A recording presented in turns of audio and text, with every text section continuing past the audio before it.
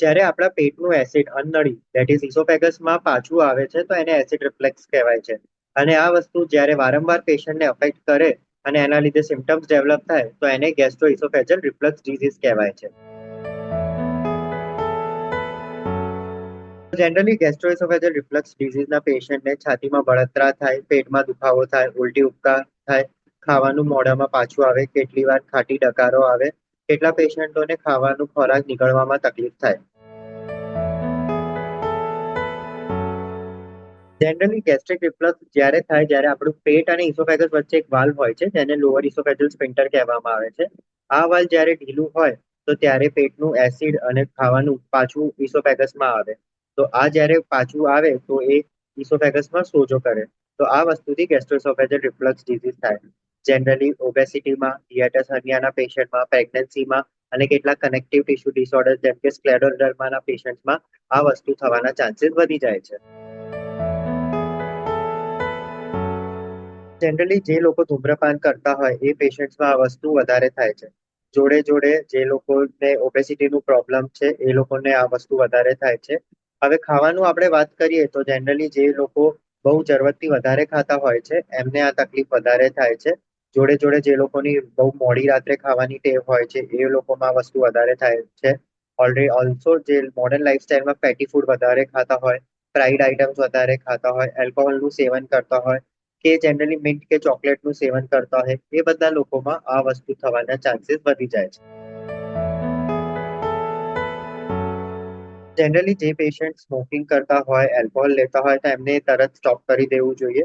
જોડે જોડે ફેટી ફૂડનું પ્રમાણ ઓછું કરવું જોઈએ, ફ્રાઈડ ફૂડનું પ્રમાણ ઓછું કરવું જોઈએ. જે ખાવાની હેબિટો છે એને થોડી ચેન્જીસ લાવવા પડે, ફ્રીક્વન્ટ સ્મોલ મીલ્સ લેવા પડે, એકવારમાં ધરાઈને ના ખાવું જોઈએ.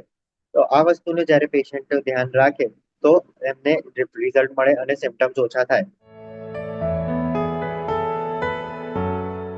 સ્ટ્રેસ અને એન્ઝાઇટી એસિડ રિફ્લક્સના સિમ્ટમ્સને વધારી શકે છે.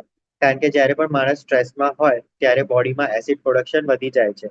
અને જ્યારે એસિડ પ્રોડક્શન વધી જાય તો રિફ્લક્સ વધી જાય. જોડે જોડે જ્યારે માણસ સ્ટ્રેસમાં હોય ત્યારે એ બેન્ચ ઇટિંગ કરવાનું એના ચાન્સીસ વધી જાય છે એઝ વેલ એઝ એની લાઈફસ્ટાઈલ બગડી જાય છે. કેટલા લોકો સ્ટ્રેસમાં સ્મોકિંગ, એલ્કોહોલનું સેવન ચાલુ કરી દેતા હોય છે. તો આ બધા ફેક્ટર્સના લીધે સ્ટ્રેસમાં અને એન્ઝાઇટીમાં જનરલી રિફ્લક્સના સિમ્ટમ્સ બહુ વધી જતા હોય છે. જનરલી જ્યારે જો તમે ગેસ્ટ્રોઇસોફેજલ રિફ્લક્સ ડિઝીઝની ટ્રીટમેન્ટ ના લો તો ઇનિશિયલ સ્ટેજમાં પહેલા જે એસિડ પેટમાંથી ઇસોફેગસમાં પાછો આવે છે તો ઇસોફેગસ પર સોજો કરવાનું ચાલુ કરે છે.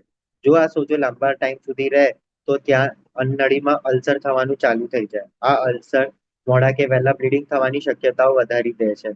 જોડે જોડે લાંબા ગાળામાં આનું ટ્રીટમેન્ટ ના લઈએ તો ત્યાં અન્નનળીમાં સંકળાશ થવાના ચાન્સીસ વધી જાય છે જેને ઇસોફેગલ સ્ટ્રક્ચર કહેવાય છે. જો આ સ્ટ્રક્ચર થઈ જાય તો પેશન્ટને ખાવાનું નીકળવામાં તકલીફ થાય. લાંબા ગાળામાં ઇસોફેગસની જે લાઇનિંગ છે જે સ્ટમકના એસિડ માટે નથી બની રહી અને એ એસિડ કોન્સ્ટન્ટલી ઇસોફેગસમાં રહે તો ત્યાં ઇસોફેગસમાં મ્યુકોઝલ લાઇનિંગ ડેમેજ થઈ જાય અને ત્યાં બેરેટ્સ ઇસોફેગસ કરીને ચેન્જીસ ચાલુ થઈ જાય. લાંબા ગાળા જતામાં આ બેરેટ્સ ઇસોફેગસ કેન્સર પણ કરી શકે છે. સૌથી પહેલા ટ્રીટમેન્ટ પહેલા આપણે એક વાત કરી લઈએ કે જ્યારે આપણે જડ થાય તો એનું ડાયગ્નોસિસ કેવી રીતે થઈ શકે છે. તો ડાયગ્નોસિસ માટે જનરલી બે ત્રણ નાની ટેસ્ટ હોય છે જેમ કે એન્ડોસ્કોપી કરવાની રહેતી હોય છે, 24 hour પીએચ સ્ટડી અને ઇસોફેજલ મેનોમેટ્રિક કરતા હોઈએ છે. એનાથી આપણને ખબર પડી જાય કે રિફ્લક્સનું પ્રમાણ શું છે અને રિફ્લક્સ કેટલી વાર થાય છે. તો ડિપેન્ડિંગ ઓન ધેટ હવે અમે પેશન્ટોને સલાહ આપી શકીએ છીએ કે પેશન્ટોને ખાલી દવાની જરૂર છે કે શું. મોસ્ટ ઓફ ધ પેશન્ટ્સમાં લાઇફસ્ટાઇલ ચેન્જીસ, ડાયટ મોડિફિકેશન જોડે જોડે એન્ટાસિડ્સ કે એલ્જીનેટ્સ કે પ્રોટોન પમ્પ ઇનિબિટર્સ કે H2 બ્લોકર્સથી રિઝલ્ટ મળી જતું હોય છે. ટ્રીટમેન્ટ કેટલા ટાઈમ સુધી લેવું એ depending on the patient symptoms નક્કી થાય છે. જો પેશન્ટોને દવાઓથી અને લાઇફસ્ટાઇલ અને ડાયટના ચેન્જીસથી પણ ફેર ના પડે તો આજના ટાઈમમાં મિનિમલી ઇન્વેઝિવ ટેકનિકથી લેપ્રોસ્કોપિક સર્જરી દ્વારા લેપ્રોસ્કોપિક ફંડોપ્લાઇકેશન કરીને એક પ્રોસીજર હોય છે તેનાથી આ વાલ્વ ટાઈટ કરવાની પદ્ધતિ કરીએ છીએ અને એનાથી આ વાલ્વ ટાઈટ થઈ જાય છે અને રિફ્લક્સનું પ્રોબ્લેમ સોલ્વ થઈ જાય છે. એસિડ રિફ્લક્સને ઘરેલું ઉપચારોથી કંટ્રોલ કરી શકાય છે જેમ કે ખાધા પછી તરત આડા પડવું ના જોઈએ. જ્યારે તમે ખાવા બેઠા હોય તો જે પેશન્ટોને રિફ્લક્સની પ્રોબ્લેમ હોય તે લોકોને સોલિડ વસ્તુ અને લિક્વિડ વસ્તુ જોડે ના લેવી જોઈએ. જોડે જોડે કેટલા પેશન્ટોને એપલ સાઇડર વિનેગરથી કે બેકિંગ સોડાથી રાહત મળતી હોય છે. પ્લસ કોઈ વ્યક્તિઓને કોઈ પર્ટિક્યુલર વસ્તુથી એસિડિટી વધારે થતી હોય તો એ વસ્તુ એમને અવોઇડ કરવાની જરૂર છે. જે માણસ ઓબેસ હોય એમનું કે વજન વધારે હોય તો શું થાય, પેટ પર દબાણ વધે અને આ દબાણ વધે તો એ પ્રેશર તમારું ઇસોફેગસ અને સ્ટમકને ઉપર પુશ કરે તો આના લીધે વાલ લૂઝ થાય. જોડે જોડે જ્યારે ઓબેસિટીમાં ફેટ વધારે હોય તો એ ફેટ એસ્ટ્રોજન રિલીઝ કરે અને આ જ્યારે એસ્ટ્રોજન ડાયરેક્ટલી તમારા લોઅર ઇસોફેગસ સ્ફિન્ક્ટર પર જઈને કામ કરે તો એ સ્ફિન્ક્ટર ઢીલું થાય. જોડે જોડે ઓબેસિટીમાં જોવામાં આવ્યું છે કે જનરલી મસલ વીકનેસ હોય છે તો ડાયાફ્રામ વીક હોય છે તો હિયાટસ હર્નિયાના ચાન્સીસ પણ વધી જાય છે. તો મોસ્ટ ઓફ ધ કેસીસમાં આવા રિફ્લક્સના ચાન્સીસ વધી જતા હોય છે. સ્લીપિંગ પોઝિશનનું મોટું રોલ હોય છે રિફ્લક્સના પેશન્ટમાં. જનરલી જે પેશન્ટો જમીને તરત આડા પડી જતા હોય છે તો ગ્રેવિટીના લીધે જે ફૂડ સ્ટમકમાંથી નીચે જવું જોઈએ એ ઇસોફેગસમાં આવી જાય છે કારણ કે વાળ ઢીલું હોય છે. તો આવા પેશન્ટોને સલાહ હોય છે કે એટલીસ્ટ ખાધા પછી કલાક કે 2 કલાક સુધી એમને આડા ના પડવું જોઈએ. રાત્રે ઊંઘતી વખતે એ લોકોને માથાનું અને છાતીનું ભાગ ઊંચું રહે એવી રીતે તકિયા લેવો જોઈએ અને આજના ટાઈમમાં રિફ્લક્સ માટેના સ્પેશિયલ પીલો આવે છે જેનાથી એમનું છાતીનું અને માથુંનો ભાગ ઊંચું રહી શકે છે તો એવા પીલોનો ઉપયોગ કરી શકાય.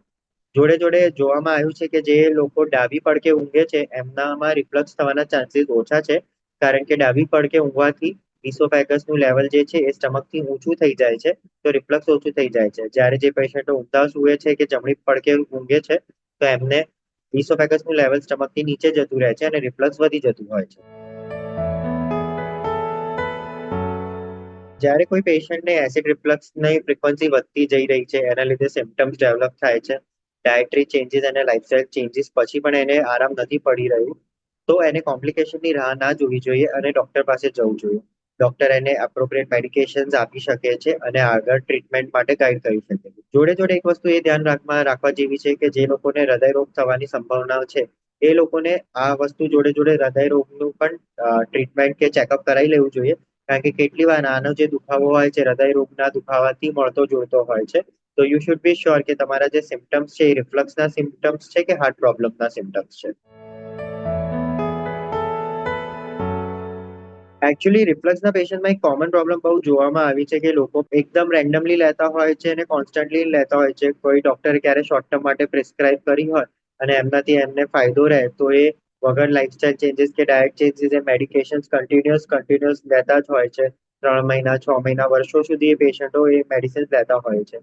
તેમને એ વસ્તુનું ધ્યાન રાખવું જોઈએ કે કોઈ પણ દવા વિધાઉટ મોનિટરિંગ કે વિધાઉટ ડોક્ટરની સલાહથી ના લેવી જોઈએ કારણ કે એન્ટાસિડ્સમાં પણ લોંગ ટર્મમાં જતા સાઈડ ઇફેક્ટ થાય છે જેમ કે એમાં વિટામિન B12 ડેફિશિયન્સી થવાની શક્યતા હોય છે, મેગ્નેશિયમનું લેવલ શરીરમાં ઘટી શકે છે, ડાયજેશનના પ્રોબ્લેમ થઈ શકે છે.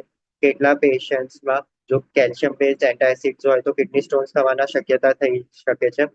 જોડે જોડે કેટલા પેશન્ટ્સમાં જે પીપીઆઈનું લોંગ ટર્મ યુઝ કરતા હોય એમાં ગેસ્ટ્રિક પોલિપ્સ બનવાના પણ ચાન્સીસ હોય છે. એસિડ રિફ્લક્સ બહુ જ કોમન પ્રોબ્લેમ છે અને લોકો આનાથી બહુ વધારે પીડાતા હોય છે અને જનરલી એ કોઈ ટ્રીટમેન્ટ લેતા નથી. આ વસ્તુ કમ્પ્લીટલી ક્યોરેબલ છે, કંટ્રોલેબલ છે. તો મારી સલાહ એ રહેશે તમને કે જો તમે આવા કોઈ સિમ્પટમ્સ છે તો please consult your doctor and get the treatment timely. Don't wait for the complications to happen. It's a very simple treatment and it's a very easily available everywhere.